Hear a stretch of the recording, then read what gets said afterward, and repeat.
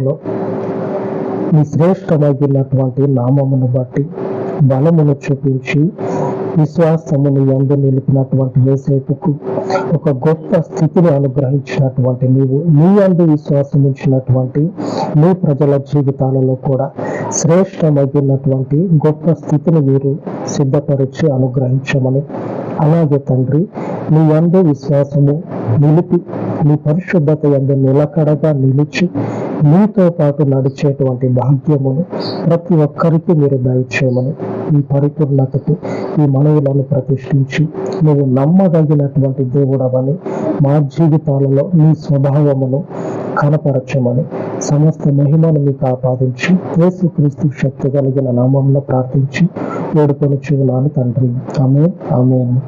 మన పరిశుద్ధుని కృప శాశ్వత కాలము మనకు తోడయ్యుండును గాక. ఆమేన్, ఆమేన్.